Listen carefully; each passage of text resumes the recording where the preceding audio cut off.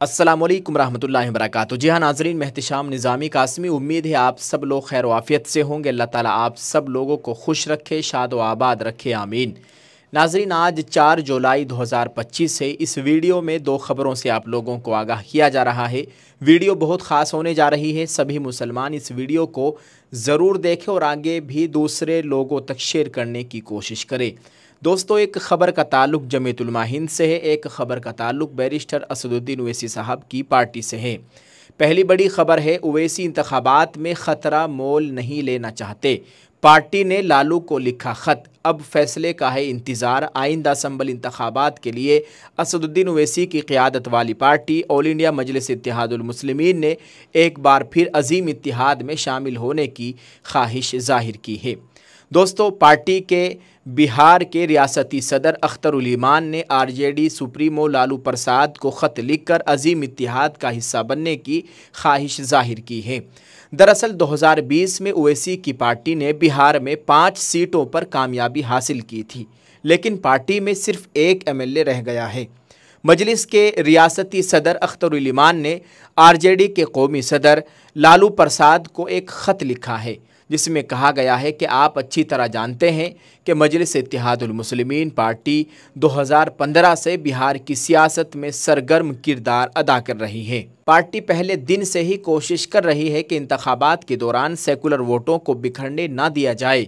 इस सच्चाई से इनकार नहीं किया जा सकता कि फ़िरका परस्त ताकतों को इक़्तिदार में आने का मौका सिर्फ सेकुलर वोटों के बिखरने की वजह से मिलता है।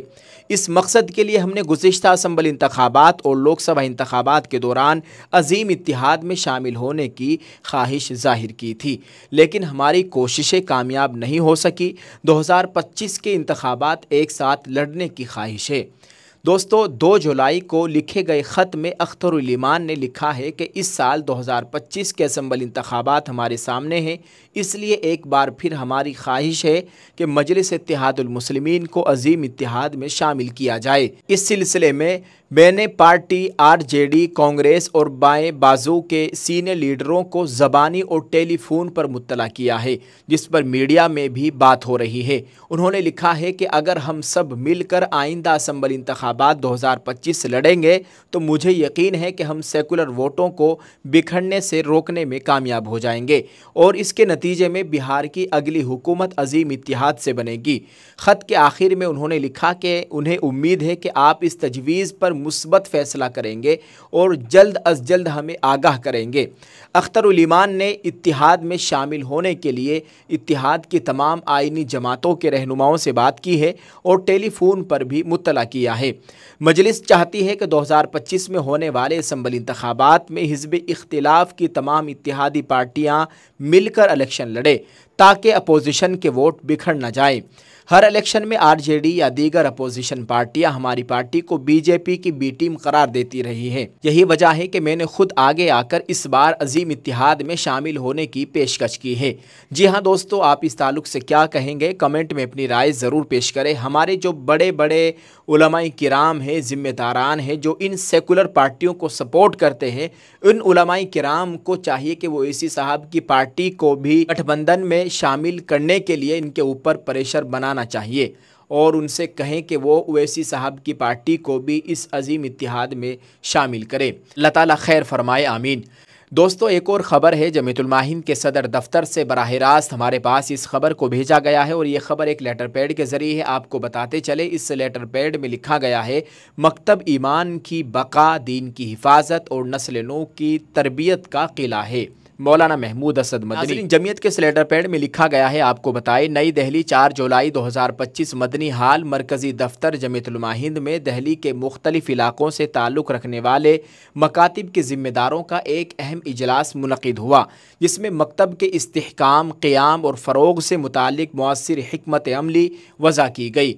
इजलास में उलमा, मुअल्लिमीन, तंज़ीमी कारकुनान और दीगर ज़िम्मेदारों ने बड़ी तादाद में शिरकत की। इजलास की सदारत मौलाना दाऊद अमीनी, सदर दीनी तालीमी बोर्ड सूबा दिल्ली ने की, जबकि निज़ामत के फ़राइज़ क़ारी अब्दुस्समी, जनरल सेक्रेटरी दीनी तालीमी बोर्ड सूबा दिल्ली और मौलाना शुएब नाज़िम, मरकज़ी दीनी तालीमी बोर्ड जमीयत उलमा हिंद ने मुश्तरका तौर पर अंजाम दिए।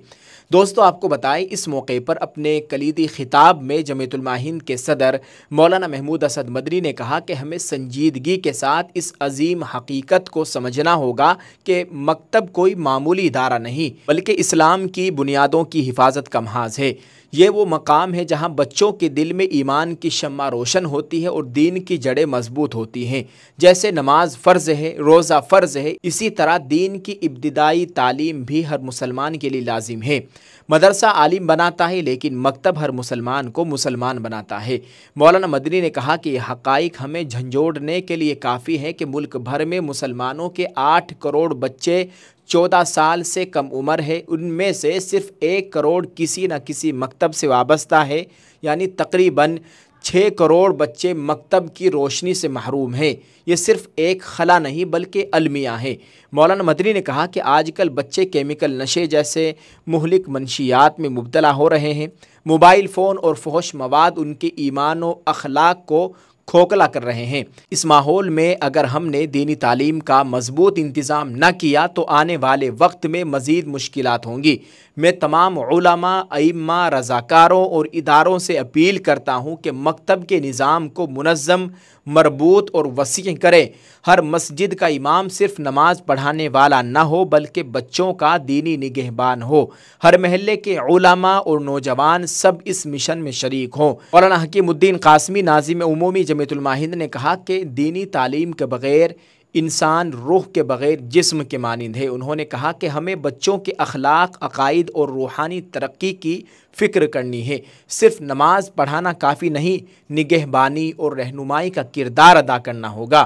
جمعیت علماء ہند اس وقت مکاتب کے قیام کے فروغ کو سب سے بڑی ترجیح دے رہی ہے کیونکہ یہی وقت کی سب سے بڑی ضرورت ہے۔ مفتی محمد عفان منصور پوری، معاون ناظم عمومی مرکزی دینی تعلیمی بورڈ نے کہا کہ نسل نو صرف والدین کی نہیں بلکہ پوری ملت کی مشترکہ امانت ہے۔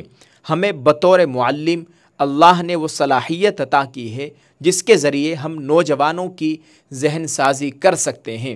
جس طرح جسمانی زندگی کے لیے غذا ضروری ہے، اسی طرح روحانی زندگی کے لیے دین، عقائد، آداب اسلامیہ کی تعلیم ناگزیر ہے۔ انہوں نے کہا کہ ارتداد سے بچاؤ کا سب سے مؤثر، پائیدار اور عملی حل یہی ہے کہ بچوں کو مکتب سے جوڑا جائے۔ اجلاس میں اس بات پر اتفاق کیا گیا ہے کہ ہر محلے کا مکمل اور منظم دینی سروے کیا جائے تاکہ علاقے کے تمام بچوں، بچیوں اور بالغوں کی دینی کیفیت معلوم کی جا سکے۔ بالغ افراد کو ان کے کام کے اوقات کے مطابق مکتب سے جوڑنے کے لیے عملی حکمت عملی اختیار کی جائے۔ معلمین و معلمات کی استعداد کار بڑھانے کے لیے 2 یا 3 روزہ تربیتی نشستوں کا باقاعدہ انتظام کیا جائے گا۔ تعلیم کے تسلسل اور بہتری کے لیے معلمین کے ساتھ ہفتہ وار مشاورتی نشستیں اور ناظم مکتب و کمیٹی ذمہ داران کے ساتھ ماہانہ میٹنگ کا سلسلہ جاری رکھا جائے گا۔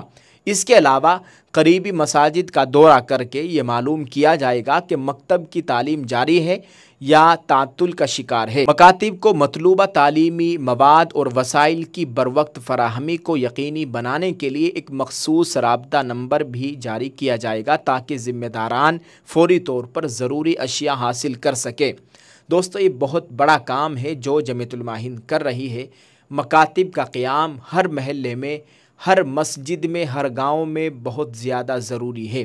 جیسے نماز ضروری ہے، کھانا کھانا ضروری ہے، ایسے ہی اب ہم سب کے لیے مکاتب کا قیام ضروری ہے تاکہ اپنے بچوں کو دینی تعلیم سے آگاہ کیا جائے، ان کو صحیح راستے پر لایا جائے، ان کو برائیوں سے بچایا جائے، ان کو ارتداد سے بچایا جائے، اپنے ایمان کی کیسی حفاظت کرنی ہے یہ بتلایا جائے، یہ سکھایا جائے، اور بہت ساری باتیں ہیں۔ اللہ تعالی ہم سب کے حال پر رحم فرمائے۔ یہ بہت بڑا قدم ہے جو جمعیت علماء ہند نے اٹھایا ہے اور باقاعدہ جمعیت اس پر کام کر بھی رہی ہے۔ اللہ تعالی جمعیت کے تمام ذمہ داران، کارکنان، خدام کو اس کا اجر عظیم عطا فرمائے جو اس میں محنت کر رہے ہیں، اور جس طرح سے بھی جس حیثیت سے اس بڑے قدم میں، بڑے مشن میں خدمت کر رہا ہے، اللہ تعالیٰ اس کی نصرت و مدد فرمائے۔